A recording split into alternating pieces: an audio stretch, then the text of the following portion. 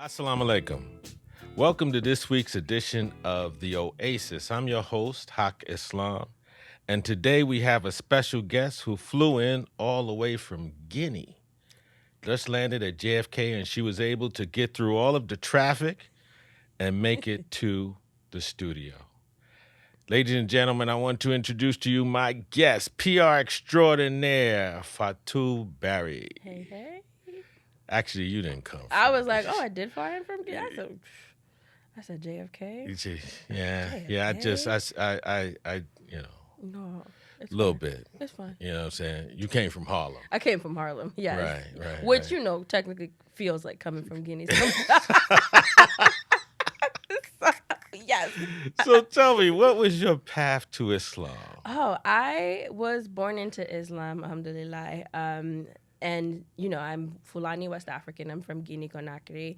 And so the Fulani tribe historically has been an Islamic tribe. And when you think about like Islamic jihad in like Guinea, they were at the forefront of that. So I was born into Islam. Recently, though, I think I have really taken a different like route in terms of like reclaiming and refinding my identity in Islam, because I think one of the things about being born into Islam sometimes is that you don't know anything else, right? In the sense that you are taught from a young age, you learn the Quran, you learn all of everything, but do you really have like a deep appreciation for it? Versus I think sometimes I'm almost a little bit envious of reverts because they get to know the religion, I think, differently than we do. And so my journey in Islam has been one that I was born into it. And I think I've been a Muslim by name and not necessarily in practice before. And in the last, 6 or 7 years, I really have been on a journey of just like reclaiming, refinding my identity in Islam and really like knowing the religion for myself. Well, let's back up a minute, Yeah. because I want to know more about you. Yeah. And I know Islam is who you are. Yeah. But I need to know more about Fatou. I know you went to Buff State. I did. Before, let me give a shout out to Sekou Touré. Yeah. Oh, yes. I got to give a shout out to Sekou Touré because he's the first one to kick the French out. Listen, and you know what? We're still paying for it. I think when we talk about like Guinea's current, like the state of the country, it's because we were the first to separate ourselves from our colonizer, and the French made us pay heavily for that, and we're still paying for it. But yes, Sekou Touré is like, he's a revolutionary. Like, he's someone that I really like when I think about the politics of, West Africa specifically. Yeah. Absolutely. And I love that you know that. That made me so happy. And I love that you know that. Yes. So let's get into you. Yes. Buffalo State. Yes. Yeah. And what made you choose PR? So, what's funny? PR wasn't the first thing that I thought I was going to do. I went to school for creative writing and fashion merchandising because I wanted to be a fashion writer. I thought I was going to be the next Black Anna Wintour. But listen. I appreciate You're it. You're doing it. Looking good. Thank you. Smelling good, ladies and gentlemen. Thank you. But yeah, I thought I was going to be a fashion writer, and I went into the department, and just did not like it at all.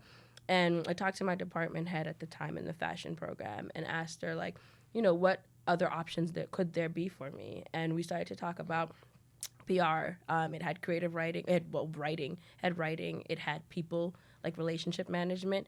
It had experiential event production. So a bunch of things that I felt like I was already doing on campus. And I didn't know that you could do it professionally. And as I got deeper into it and really began to understand what PR was, I realized that it was also a very key just driving factor in making people's dreams come true. I've always been somebody who's been very heavily invested in being of service. I think that my religion has a lot to do that, as well as my upbringing, and it felt like working in public relations, you helped people really bring their dreams to life, right? Well, here at the Oasis, one thing that we're very keen on is trying to introduce our audience, particularly young Muslim brothers and sisters, to unusual career options, the career options outside of what their mother and father told them to be. Yes. So what is a public relations person? Yeah, so PR basically is the function of reputation management and managing public perception of whether it be an organization, a brand, or an individual, right? And that function takes on many forms. So that's why I don't know, like you'll ask, if you've noticed, you'll ask somebody who works in PR what they do. They'll give you one answer. You ask somebody else who works in PR the same question, they give you a separate answer. And I think it's because there's so many things that fall underneath it, right? So when you are, let's say, like you are working on a launch, right? And you're working on messaging and you're working on narrative and you have media relations, you're managing public perception of how you want people to receive like that launch or that whatever it is that you're working on. Let's say you're working with an individual or, you know, in my case, I work with a lot of social impact organizations. And a lot of my work is in communications, is in like messaging and narrative development. What is the story that we're telling? How are we telling it? And for me, that looks like media relations, that looks like experiential, right? Like, so producing the stories, creating moments. And so it really is, I think, the managing of public perception, but that takes on many different forms. Who are some of your clients? Yes, I work with education leaders of color. I've worked with Black male educators convening, Summer House, so a lot of these organizations that are in social impact, but in ed reform. But I've also worked with Samsung. I've also worked with WeWork. I've worked with GoPuff. So it's mostly companies, not individuals? Mostly companies. I used to work with individuals, but I found that the work for me, I was more invested in organizations. I was more invested in nonprofits and brands just because I felt like I was able to get more reach that way. And what do you mean by I was more invested? In the sense that it was more fulfilling for me. So I enjoyed working with individuals, but I felt as though like the work that felt meaningful to me was in helping a nonprofit get their story across, right? Was in helping amplify the work that they were doing in an effort to then like be able to reach more people and to have more impact. So that felt more fulfilling to me than sometimes, when you're working for maybe, in my experience, like a fashion brand or an influencer, it doesn't always feel like I get to make the same amount of impact as I do with these organizations. So this has a lot to do with your upbringing, your human outreach. Portion of who you are. Yeah. You have two advocacy organizations, yes. Right? Hold the Press, and PR Girl Manifesto. Tell us about them, please. So Hold the Press is an advocacy group, and pretty much what it does is it calls for accountability and transparency and equity for Black PR professionals. So the PR industry, like, historically has had a diversity issue. I saw this recently when the South Carolina won the championship, and CNN published. They said South Carolina won the championship. The headline. And then they had a picture of the Iowa team of Caitlin. Yeah. I thought that was crazy. It is. It's absolutely insane. So this is when you say advocacy, this is what you do? Yeah, so essentially like... You would have addressed that issue. I would have, if I was in that space. So specifically I work in the PR and comm space, and that's like, I think that'd be more considered media, right? But that is the work that I do, specifically in like how we continue to overlook Black voices, Black talent, and how we don't invest in it in the industry. So why do you think that is after all these years? And I know that's like one of them broad social, political questions, but being that you're in it, I want to hear your thoughts. Yeah, I think, we're, not to have like a Kanye West moment where it's like Bush doesn't care about Black, but no, Black people don't feel like a priority in many industries, right? The acknowledgement of Black talent, the acknowledgement of Black contributions is not a priority for many of these people who exist in these spaces unless it comes at a direct benefit to them. So take, for example, 2020, right? The people were holding feet to fire. And so many brands, many organizations, many spaces felt pressured to say and do things that might not necessarily even like align with what they truly believe in, because at that point, public perception, like it was bad PR to not say that you stand in solidarity with Black people and Black issues. But I don't know if you've noticed from 2020 to 2024, like we are experiencing crazy backlash when it comes to D&I. Like it feels like it's a witch hunt for people who work in diversity.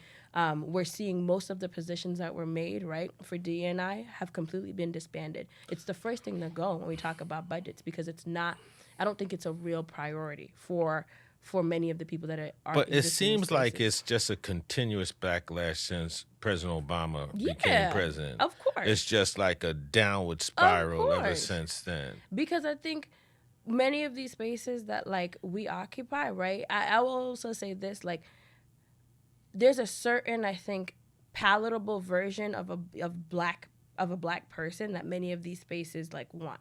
And I think the moment that you don't fit that, right? Or the moment that like you they don't want many of us in these spaces that don't fit their agenda, that don't fit the narrative that they're trying to push. And I think that's what it is, right? And so it's like almost like the audacity for us to have had a black president, right? I think that sentiment has carried into many places. Like we've seen affirmative action get overturned, right?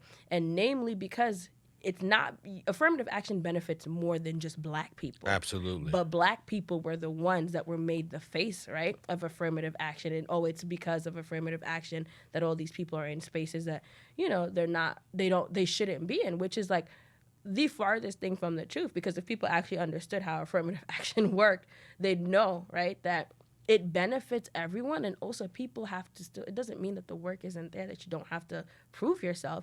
It just means that we recognize that the way that we've done things has been unequitable. So we need to balance it out so that everyone is starting from a place that is equitable. So from your standpoint, how do we combat this? That's a good question. It's a question that I ask myself and I'm still honestly thinking through, right? Because it feels like we're doing what we're supposed to do, right? I think as people who are committed to inclusion, as people who are committed to making sure that everything is equitable to everybody, we're doing what we need to do. I think it really is that like people just need to be more aware of what's happening, right? I think there's a lot that's going on in these spaces that we're not necessarily paying attention to because we don't believe that it directly benefits, us. And I say us in the sense of like people who might not necessarily be engaged in this type of work, but it's like it affects all of us. And so I think it's like we have to organize amongst each other to really figure out like what the next steps forward are. Is that happening? Is that organization happening? And I don't want to seem nostalgic, Yeah. Because I'm dealing with a lot of 20-somethings. And it seems like there's a lot of knowledge, Yeah. but there's not a lot of understanding. I could agree with that. One of the things that I consistently find myself like struggling with is how little media literacy we have like currently. Can you please define media literacy? Yeah, so media literacy is the ability to be able to like, let's say, watch or read something and think critically about it, right? To be able to uncover where there might be bias, to even, to assess if it's even like a credible, viable, like, source. That is lacking now. And it's why misinformation spreads as widely as it does. So like you'll see a headline, people won't think to critique it. People won't think, maybe I should get a different source to compare this story versus this story. Maybe I should see what this publication usually covers or like who's writing this. And so people really tend to take things at face value now. And I think that's where the lack of like, there's knowledge, but there's not understanding because people are not critiquing what they're reading, what they're watching. And then I don't think, I think when I was growing up, like I know critical analysis was a thing. Like we actually had to like read. But you say when I was growing up, you come on. But it still has been some time. Like I notice how I look at like, how I look at media versus even like how my like younger nieces and nephew look at media. And it's completely different. It's complete, yeah, and that's I'm not gonna say this young lady's age, but she's not at all. Screaming. You know what I mean? And now if you want to tell him, it's fine, but I'm not gonna tell him. I'm 31. Yeah, like she talk like she's a lady of antiquity or something. I'm not a lady. This is crazy. Now listen, I graduated from the greatest citadel of learning for black people on the face of the earth. We know. You know what I'm saying? Howard University. Now we were taught critical thinking. Yeah. And again, it wasn't that long ago. No, it wasn't. But so it's like a lot of confusion now. 'Cause like I'm saying, when I talk to a 20-something, there's really knowledge but no understanding. And I'm asking you to help me. Yeah. Listen, I mean, you're asking me for something that I might not have, Like, I'm just being honest with you because this is my same frustration. How do you get people to understand? Because, like, it also, I think, confirmation bias is a thing, too. I don't know if you've noticed. Whoa. I'm gonna explain what's it. confirmation bias? So people only read things that, like, basically validate what they want to, like, think already. So it's just like, if I have a viewpoint, people are only reading or watching, like, media or any type of, like, literal like whatever, just that confirms that, basically. So it's like, I could have a very, like, I believe this thing. I'm only gonna, like, listen to people and platforms that only believe that thing either. So I think that's an issue too, right? Is that people are not going out of their way to find other viewpoints or other sources of information. And if something doesn't align with what they want to believe, immediately it's, like, discredited and pushed to the side. So as a PR specialist, you're constantly dealing with that bias as you promote or advocate for the organization. And it affects everything. I think how we engage in public relations and communications has changed as a result of what the media landscape looks like and how people, like, ingest information. And I think that's why when you talk about, like, maybe, individuals gaining interest in spaces and, like, industries that they might not, like, necessarily know about, I think comms is a big part where we need more Black and brown people. We need not even just Black and brown people. We need people with different lived experiences, because communications professionals have such a key role when it comes to, like, shaping narratives and shaping the stories that come out there. And so if we're not in these spaces, right, then we keep getting fed the same stories, the same messaging, the same narrative, because we're not there to be like, hey, nah, actually, like, this can't fly because this isn't true, or how about this perspective? And so, like, I would love to see more people, that come from diverse backgrounds enter this space. But it's getting less. It is. So I'm asking for you to solve the problem. That's what I'm trying to do. So some of the things that we've, like, have been working on is we check in, like, yearly with, like, agencies and companies on their diversity data. This is what your organization. This is what my organization. Both of them. Hold the Press specifically for Black people, PR Go Manifesto on a larger scale. So PR Go Manifesto works to basically make comms, the communications industry, more accessible. And so we really work at, like, people say there's a pipeline problem. There's not a pipeline problem. No. There's not. There is we have assumptions about who deserves to be in this space, and we cater to that. And so the work at PR Go Manifesto is rooted in basically breaking down the barriers of entry to communications, whether that be financial, whether that be educational, or even just network, right? Having the right network to be able to enter the space and then to grow in this space. So you provide mentorship. We provide mentorship. We provide fellowship, professional development sessions. So a lot of our stuff is just rooted in making sure that all of that is accessible. It used to be, and it actually is still, that you need to have a network or someone to, like, place you in the right space to speak your name into a room, right? Sometimes for you to even get an opportunity to show people, like, what you can do. And we really don't believe, like, I think, again, as a result of how I grew up, and I think both my religion and my culture, I am a collectivist in the sense I believe everybody deserves access to the things that they need to survive and thrive in this world. I don't think that this stuff needs to be transactional. I think people, like, inherently deserve knowledge because they just deserve to know, right? They deserve resources because we all deserve these things. It shouldn't be that because I'm a member of a certain, like, group or I have certain amount of access that I only get access to those things. And I also think that's rooted in, like, the religion. Islam teaches you to take care of each other, right? And that is a value that is ingrained in everything that I do.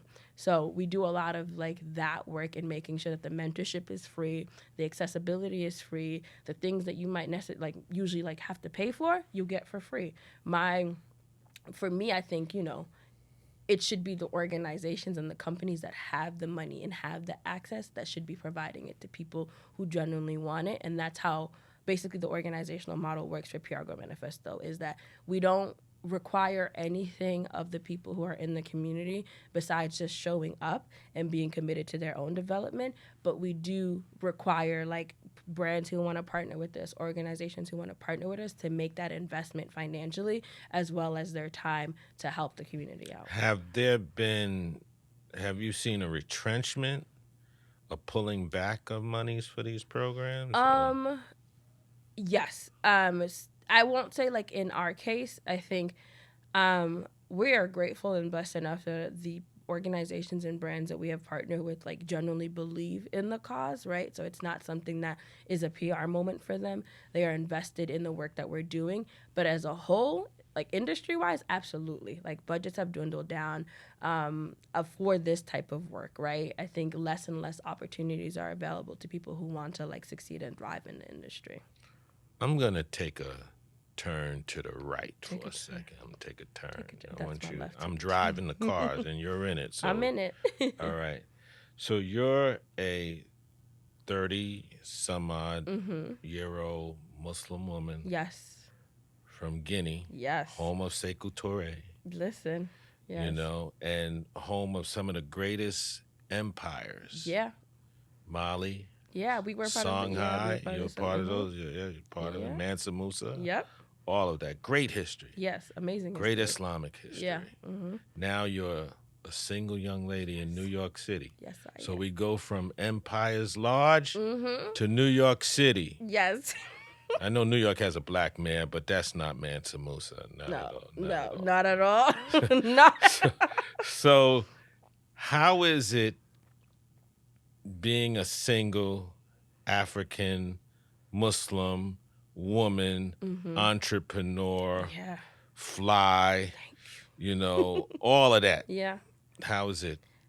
Interesting. Dating? Interesting. Very interesting. I think it's funny because, you know, if by cultural standards, right, I should have been married by now. Right.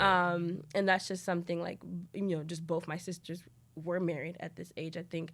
Were? No, they were. Yeah, so I'll get into that. Yeah. Both my sisters at this age were married. And they married, you know, in tandem with the timeline that my family and our culture gave them. Deemed like what was appropriate. I'm the youngest, so I'm the last of all of the girls, and obviously I'm still not married. And I think I watched so many like members of my family, specifically women, enter marriages, right, that were supposed to be good marriages for them based on, I think, how our culture operates. And both my sisters, you know, unfortunately are divorced or both got divorced. Now, how were their marriages organized? Were they organized by the parents? Yeah, because in Fulani... So this was real tradition. Yeah, in Fulani culture, you know, they even say, like, marriage is not for you, marriage is for your family. It's a combination of, like, two families. And so a lot of the times your family does have influence in who you marry. I will say that my family is a little bit more progressive in the fact that I think... once I know in both of my sisters like dating processes, like they, of course, like people were presented to them or people were like, hey, you know, this person has an interest in you, or I think you and this person should meet. I will say that my family has been like more lenient in that sense of like, okay, like feel it out, get to meet the person, see if there's synergy there. But I do also know that both my sisters felt the pressure, right, of having to get married or feeling as though they had to get married. And I think that influenced a lot of the decisions that they made in terms of marriage. And I think, unfortunately, they didn't have enough time to really figure out or understand, like, I think who they were marrying.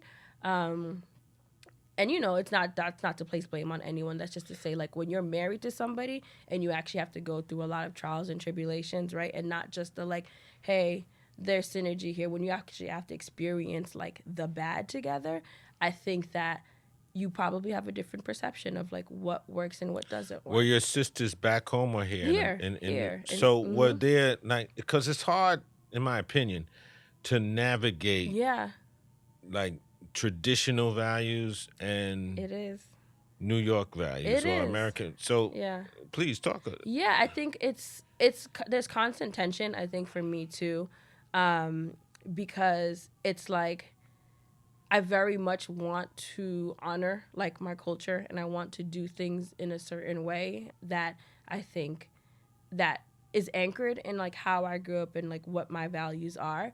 But it's also like hard to like jump to say that you're gonna marry somebody that you really might not even know, right? Especially I think in today's day and age where like dating just not even being Muslim, I think is in the trenches, right? For most people in this day and age. And why is that? I mean, I think it's many things.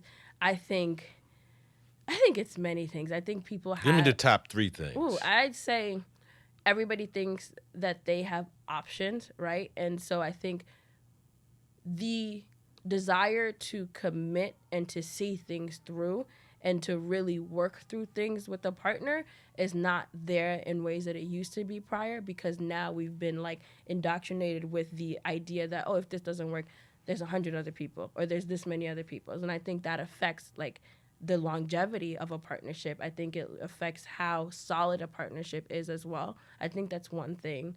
That's a very important point. It is. No, I've seen people endure, and I'm not saying that people should be unhappy and like endure terrible things, but I also like the tolerance to actually endure is non-existent. So it's like, I don't like this, I'm done. Versus, but to see, this is such a fact, because some of my colleagues, right, and like most of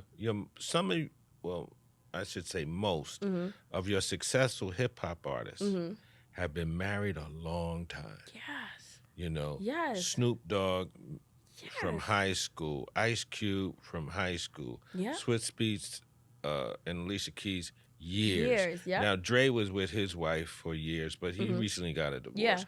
But, you know, the woman gave him stability Agreed. to do what he had to do. But in addition to that, the trust factor, because sometimes you can love somebody and not trust them. Yeah, that's You true. know. That's true. Yeah, I got some cousins. Yeah. But you keep. I'm like, do you? Do you? but I want you to continue. I want to talk more about what you're seeing. Yeah, I think it's that. I also think what is it? Because I had the thought in my head too. You were initially talking about how just the tolerance, I think, for sticking it through isn't there. I will also say this too. I'm seeing a lot of like rhetoric, to your point of what you mentioned, that people believe that marriage doesn't benefit men anymore. And I think that's another thing that like we're up against, is that people don't see marriage as beneficial anymore. And I think that has to do with like many different things, right? The state of the economy, the state of, I think just like how people live. But I think that's another thing that's a little bit like, it's hard to navigate, because you'll see people staying single longer and longer and longer. Yeah, and it's not good. But the reason I can tell you that, because, and I know we're gonna get backlash on this, but I'm gonna say it. Say it. There's a number of women out there that's just predatory. Okay. You know, that's in it to get pregnant. Okay. And you know, and when a black man goes to court, it's forget it. Yeah. You know what I'm saying? And the alimony and child support is, you know, so it's weighed heavily against black men because of the initial points you were talking about. Like, oh, I'm out of here. Yeah. Okay. No, I could definitely see and understand that. Yeah. And what you said, right? So relationships have ups and downs. Yeah. And I think like, you know, and I almost like, because of course every generation has its issues, right? But I really do miss a time when I feel like we had pillars of like, you know, you hear about, oh, my grandparents have been together like 50, 60 years, you know? Like, I don't see that. I don't hear that anymore. And that is like something that like is deeply, I think, not only concerning, but also saddening, because it's like, where are those? Like, I wish we had more exposure to those type of like long marriages, or just those ideals again, you know? So how do you navigate this as a Muslim woman? Yeah, I mean, it's hard. I mean, you know, I think dating, I will say this, when I was younger, I don't think I paid too much attention to it, right? Like in the sense of like, there's certain ways we are expected to date, or there's just certain values in how we are supposed to find our partner. And I was young. There was a time where I was like really, I think, too estranged from like my my iman, from all of that. I wasn't really on my deen, and so I did date, and I feel comfortable sharing that because I think that it's a lived experience of many people, and I think it's worth talking about. But I did date. Now for me, it's a little like, it's almost like, how does one even like approach that, or how do you date when you want to date in a way that's halal, right? Are you looking for your parents now to? Not necessarily. I mean, I of course everyone wants their parents' blessing, but No, I'm saying to get involved in the traditional way, to say find you. I think I would like to find my partner first, Yeah. and then like go through the process of being like, okay, this is the person that like I see a future with and would like to like marry, and then we have our own processes in our code. So like in So Guinea, where are you looking? where am I? That's a good question. Where am I looking? I'm asking friends to connect me. Yeah, I'd say that's where I'm looking. I can't do the dating apps. I'm not gonna. I know we have dating apps specifically for but I haven't. I'm not there yet. You're not there yet. Yeah, but I have friends who like friends who are married friends who also like I have a brother, I have a cousin, so. If anyone out there, you have to go through me. You have to go through him, yes. So this is not an easy street here. It's not. What are the qualities? Consistent. What are the qualities you're looking for? Well, I'll say this. I think I definitely, before, if you had asked me if I saw myself or had a desire to, if it mattered if somebody was Muslim or not, I would give you an answer of like, oh, it's not the worst thing. But now definitely I think that's a priority for me. I would love, someone who's Muslim, someone who's kind. And that's important for me. Someone who is kind, not only to me, but to other people. I think you tell a lot about a person and how they treat people who have nothing to give them, or, they don't directly benefit from it. So people who are kind to other people, or people who, it's not a transactional thing. How they treat their parents. Exactly. How they treat their relationship with their parents, for sure. How generous they are, I think she's looking for a Muslim man.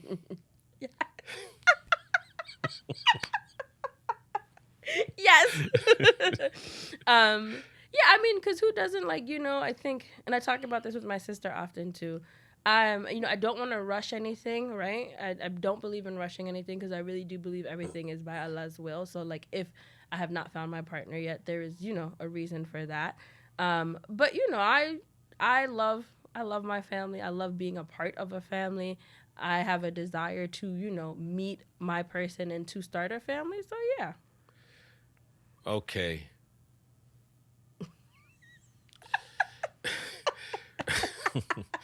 Now let's take another turn. Let's take it. Mm-hmm. I've read recently, and you also stated that your deen is very important to you now. Mm-hmm. And you're increasing your iman. Yeah. Mm-hmm. Yes. So as I mentioned, there was a period of my life where I really did not feel connected to my my iman. I don't think I was living. I think I was living for this dunya and like not for what we know like comes after, right? And I think part of that was feeling isolated from the religion. I think there was a lot of religious trauma that I had, not because of Islam, because Islam is perfect and Muslims are not, but because of the way that I was brought up in Islam. And I think that... Here or back home? Here. I mean, but you have Fulani values are Fulani values wherever you're at. Yeah. And I think sometimes I think culture and religion were conflated, right? Yeah. And that was a struggle for me because I started to look at things that were actually cultural things as religious things, and they weren't. And so I had, I think, a lot of like tension and a lot of just like feelings that weren't the best feelings towards, like the practice of being religious. And it took honestly for me to want to like to open up a Quran again and to be like, hey, I need to like reclaim and refine my identity as a Muslim outside of what my parents told me, outside of what my culture tells me, but who I really am. And I think I have to credit my big sister for that too. So my big sister Mariam, in the last like 4 or 5 years, is a hijabi, and we've all had our moments where I think we're not as connected to our iman as we wanted to. And watching her, I think, really get to a space where I just watched the transformation in her, and it was really beautiful to watch. And I think it made me feel safe again, right? Because you should never not feel safe in religion, like in Islam, you should never not feel safe. Yeah. And that was a thing that I struggled with, even down to like asking questions, right? Like every time I would ask a question about like, maybe reading a hadith and be like, okay, well, why is this like that? Or why did you say X, Y, Z? It was met with like confrontation. And so I almost stopped asking questions about what I was learning and what I was reading, which is crazy because Islam is the way that it values knowledge, right, and critical thinking, like that is a big pillar of like what you learn from it. And so I really had to like start the process of relearning everything. Usually those people that give you pushback for your questions just don't have answers, and that's what I come. They just don't want to tell you. Maybe we should consult the imam. Yeah, like now, whenever we don't know anything, and like with me and my sister, we're gonna just ask, like, my niece and my nephew have an ustaz, so an Islamic teacher, and so we ask ustaz, or we ask, the imam at our mosque, and it's like I wish that level of like, just ease and being able to ask questions to like genuinely understand, right? Because I think there's a difference between like being told to read this thing, being told to recite this thing, and understanding it, right, for yourself, and really knowing like, okay, this is what this means. This is why it's good for me to know this, and this is how it shows up in my like life, right? And since I've done that, like I tell everyone, like, and I think people in my life can tell, my life has gotten significantly like more full, more beautiful, the more I am like connected to my faith, right? It's like a transformation. And it's like sometimes I'm like, damn, like I was away from this for so long, but it gives me so much, right? But alhamdulillah, don't beat yourself up. Allah is the best knower. Yeah. And always remember that the first surah that was revealed was the 96th surah, which is read in the name of the Lord thy God who created man from a clot. Yeah. So the first instruction we were given was to read. Yeah. So you're reading. You're doing great. I appreciate Don't beat yourself up. I needed that. That. And because, we're supposed to learn from cradle to grave. Yeah. Yeah. And again, Allah is the best knower. So this is your path. The best of planners, yeah. And listen, I think you're doing great. I appreciate it. Thank you. Don't beat yourself up. So what message do you have for these young Muslim sisters out there? I'm going to ask you one other question about romance and relationships. How are your non-Muslim sisters dealing with these issues of dating? Yeah. You know what? It's funny. Okay, so my non-Muslim friends, many of them have decentered romance in their lives, right? What is that? Yo, I'm gonna explain. They've decentered romance. The engineer is she's like she's in the choir. Because it's a thing. So I think there's so much like the dating and romantic scene. There's so much left to be desired for many I'll say this specifically for my female non-Muslim friends, that they've decided that like they're just going to live their lives like without trying to find a partner, that they are going to live their fullest lives. And that's the definition of decentered romance? They call it decentering men, but I think it's decentering romance. So it's like they are not, romance and partnership is not something that they are like trying to like pursue. If it happens, it happens, but they're basically making themselves okay with like, what if I never have a boyfriend? What if I never have, a partner? And so that's how a lot of my non-Muslim friends are. Ironically enough, and I think, Islam, values marriage, values partnership, and so I think my Muslim friends are like, it's a little bit harder because it's like we do want to get married, right? But it almost feels like sometimes we're not like the resources or like the stacks are up against us a little bit, right? And so I think that's one thing that we're struggling with. But we also were a bit in a panic because I don't know if you watch Imam Omar Suleiman's like lectures. Yeah. He was talking about like how romance, like risk, like wealth is something that some of us will never get in this life. And so I think that has been really interesting too, to be like, okay, well, is that a thing, right? That like some of us should prepare ourselves for, that we might not experience like romance in this lifetime. That it might just be in Jannah. Really? Yeah, I'll send you the lecture, but that was one of the things during the Ramadan series that they were. That he Please explored. send that to me because I went to the greatest university, Citadel of Learning. And you're never gonna let us forget it. No, I'll never let you forget it. Howard University, ain't you? Okay. No. And the reason why I say that is because romance was such a part of our existence. Yeah. Everyone had such a eye on the future. Mm-hmm. There were so many entrepreneurs on campus. So many of my friends became politicians, record executives, vice president of the United States. Listen. And because we dreamed. Yeah. And we dreamed about love and we dreamed about empowerment and you guys can't dream about love anymore? Yeah. It's hard. I know I'm looking at you like I'm crazy, but I can't believe it. It's hard out. It really is. It really is hard out here, and it's like, yeah, it's hard out. I'm just say that it's hard. I know more people who are not in relationships or like who are not investing in romance than I do people who are. I mean, I'm grateful enough to have many like married friends, right? And I really do love that because I think it's a reaffirmation that this works. Like people find their people. So you know what we're gonna do, me and you. What are we gonna do? The Oasis and which one of your companies you're gonna use. We're going to organize a dinner. Oh, I love that. Yeah. Yeah. And we're just gonna invite 20-somethings. Okay. 30s. Now I'm not in the pool. I'm just the organizer. He said, hold up. Yeah, I'm good. I'm good. I'm not. He said, I'm good. Just organizing.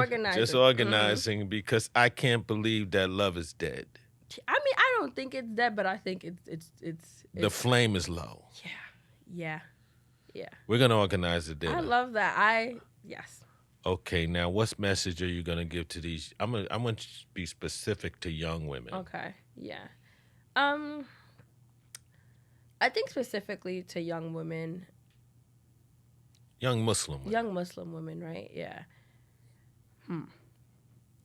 I think a lot of the time, like we don't necessarily like we're not always told, I think, to go and pursue things, right, that might seem as though they're things we're not meant to pursue, right? And I think one of the things I want to say is that, like, whatever path or journey you're on, whatever you believe and you want for yourself in this life, however big it is, however small it is, like, you have the right to pursue it. And I think for me, I used to get a lot of, like, you're too ambitious when I was growing up. And, like, I hope no other young Muslim woman ever, like, hears that in her lifetime. Because I also think about, like, the women that we are blessed enough to know in the Quran, right? And, like, the Prophet Muhammad, peace be upon him, kept ambitious, amazing women around him. And I want us to remember that. I think, in understanding, the story of Khadijah, of understanding, like, Aisha, of Fatima, and knowing that these were women that were, like, they were badass. They were badass women They were That's right. successful women. They were Right. enterprising women. Right. And they were women that the Prophet Muhammad, peace be upon him, consulted with and like respected. And I really like want your young Muslim women to know that like you have something on your heart. Allah placed it on your heart for a reason. Pursue it. And don't let anybody tell you like that you cannot do big, amazing things, or that like that can't be a part of your story either. You know, I really enjoyed this I conversation. did too. I did too. And what's next for you? What's next for me? You know, I think I'm gonna keep doing what I'm doing. There's a lot of really cool things happening with the organizations and the company. So I think a lot of that. Yeah, a lot of that. I'm working on a few projects that I can't talk about now, but hopefully I'll be able to talk about soon. But I think it's just this. It's like continuing to do the work, but I think also like maybe like start to talk a little bit more openly about the work. We're going to have you back, but Yes. me and you have a project. We do have a project, and I'm excited. We're going to organize this dinner, Yeah, and we're going to bring love and romance back. we are. Listen, You know, please, yes. and we're going to make sure that Omar Suleiman knows that we're doing it. Yes, yes. You know, and there's hope for love. There is hope for love. Now, before you go, I want to talk some politics. Oh, let's talk for some a couple politics. of minutes. Now, we've seen the French being driven out, Mali, Niger, Yep. Burkina Faso, Burkina Faso, yeah. right? I think there's one more. We have Niger, Mali, Burkina Faso. There's one more, but in any event, Okay. what are your thoughts on the French being kicked out? Because I love it. I gotta say this, I love it. but what the French did to your country, That's what. Yeah. We're You still know, paying for it. We're still paying for you it. know, they were so wicked and so unconscionable. Yeah. About, for all those don't know, when Sekou Touré he was one of the few during 1958 Yep. 1958. when the most African countries got their liberation. Yep. We were the first of French West Africa to say that we wanted to be free from our Tell the story. colonizer. Tell the story. Yeah. So it's called like French West Africa. So Sekou Touré in October 2nd, 1958, Guinea got its independence, and basically decided to disband from their colonizer, and that was the catalyst for a lot of other West Africans countries to do the same as well. And since then, I think just how the effects of that, like but I want to say that the French was so wicked because what they did was, when Sekou Touré said, "No, I'm not signing that document," they destroyed everything that they said they built. Exactly. They destroyed the plumbing, Yep. the electrical grid. They took the light bulbs. They took the light. You know, and they left you guys with. They said, "We're leaving and we're taking everything with us." Yep. Okay, you take it from there. No, and I think that's what we're seeing. That's what we're seeing now. It's like Guinea unfortunately, is one of those countries that has never seen stability, right? And I think a big part of that too is it's not just the colonialism that we experience, but it's the neo-colonialism. It is the indoctrination of many of our like leaders, the people who are supposed to be there for us. Basically, like it's not the interest of the people; it's the interest of everybody else who wants their hands in Guinea. So Guinea specifically, we're the largest producer of bauxite, right? So aluminum. We make money off of aluminum that Guinean citizens never see. More than 50% of the country is illiterate, right? So even when you talk about like, you know, in comparison, I think to like, let's say like our surrounding like neighboring countries that like you're looking at Nigeria, you're looking at Senegal, you're looking at, you know, Ghana, like we still as a country have not even got into where those countries are because we don't have the resources, right? We don't, our people can't read. And it's just so like, it's frustrating, right? To see it continue like to develop in ways where like the citizens are at the whim of like politics that they have, you know, that they're not the ones that wanted that investment, right? So we've had Sekou Touré, we've had Lansana Conté, I think we had Dadis, like the distribution of like power politically has just been so unstable, and it's never been at the benefit of Guineans. And oftentimes that instability was by a hidden hand. Yes. So Absolutely. Yeah. Right now, when you go to Guinea, Asia has its hand in Guinea. Russia has its hand in Guinea, right? All of these external places have their hands in Guinea and are like pretty much playing chess with the development of the country. Well, let's get back to love. Yes.